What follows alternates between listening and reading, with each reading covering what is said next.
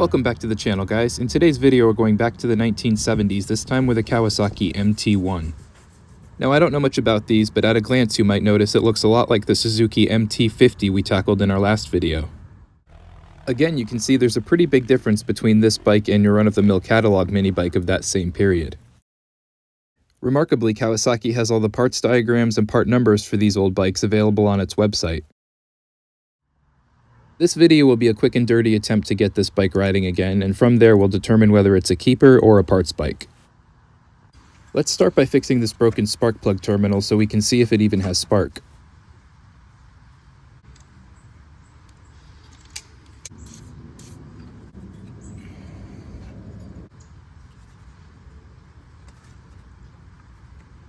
Black to black makes the most sense, right? Let's see what we get. So we do have spark. The motor feels like it has good compression, so I'm going to skip a compression test for now and move on to the carb. You might remember from the last video, the Suzuki was mostly complete and still in pretty good condition. This bike is quite the opposite, so I'm going to try and get it running with as little investment as possible. That means I won't be messing with the oil pump or replacing the throttle cable with an original one. Instead, I'll just plan on pre-mixing my fuel.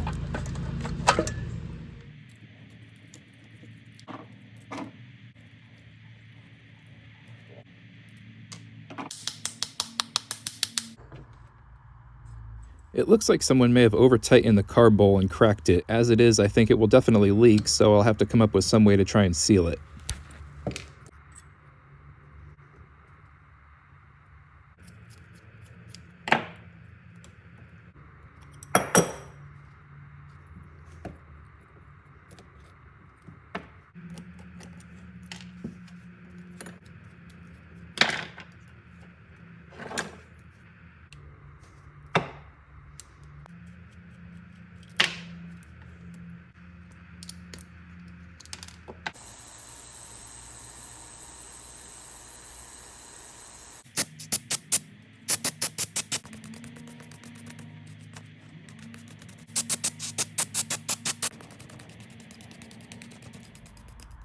With it cleaned up, you can see some of these cracks a bit better. I'm going to start with this stuff by Seal All, which claims to be oil and gas resistant.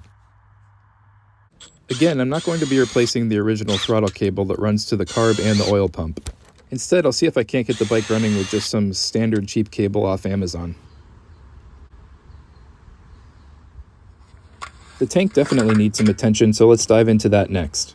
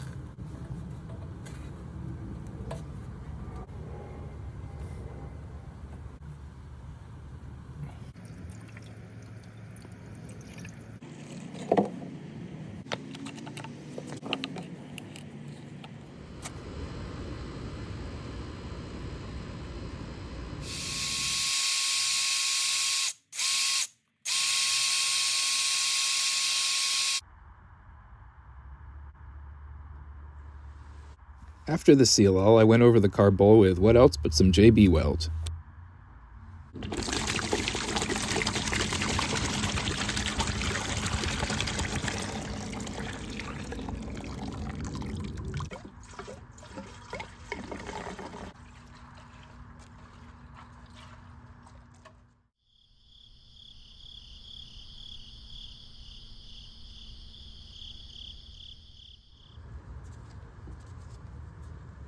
Well, it may leak a little, but at least fuel isn't pouring out or anything.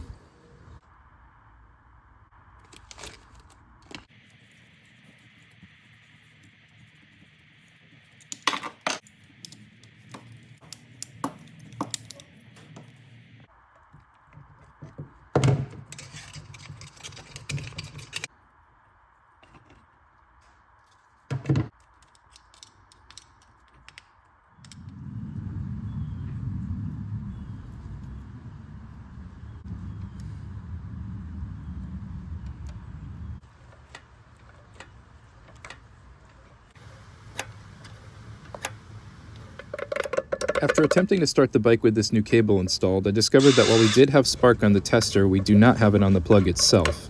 So let's go ahead and clean up the points and see if that fixes our issue.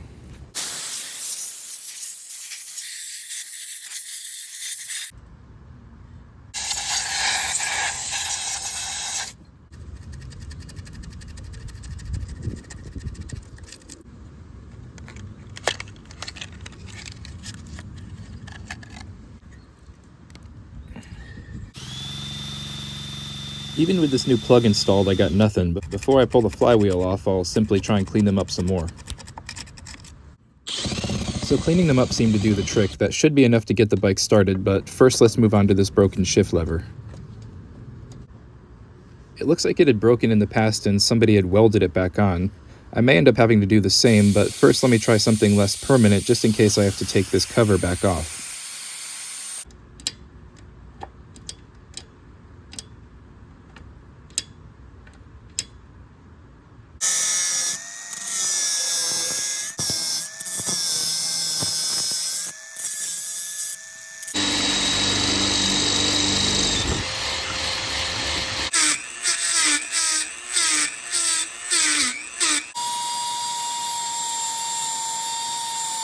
I picked up a few little bushings to try and get this lever to really tighten back down onto the shaft. I'm not holding my breath, but it's worth a shot.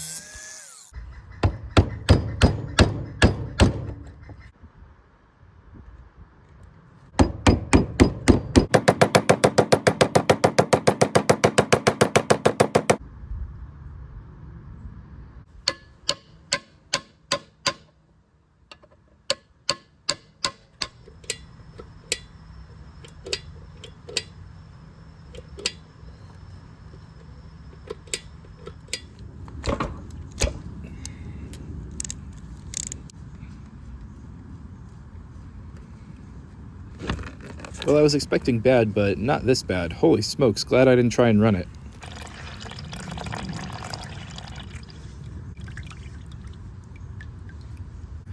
Let's try and push a little more water out with some old Marvel.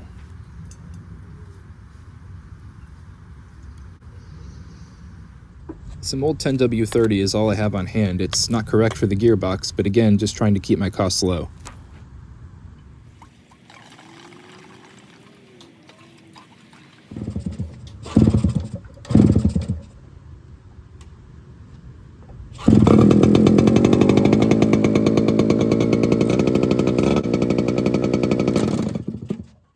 Okay, well that's not promising. Hopefully I didn't bring you all this way for a non-riding bike, guys.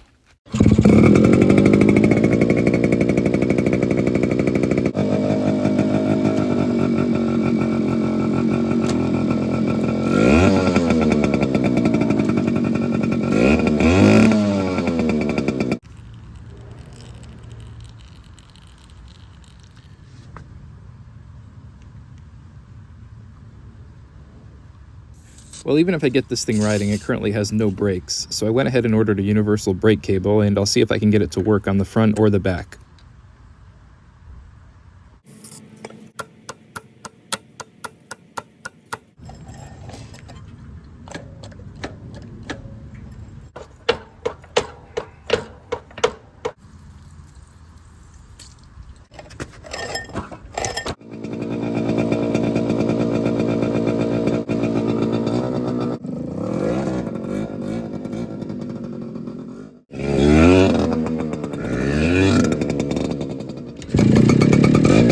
Well guys, not bad for quick and dirty. I still need to figure out a better solution for the shift lever. If you have any ideas, please drop them in the comments section. If I don't get another video in before the end of the year, I wish you and your kin the very best of holidays, and of course, as always, thanks for watching.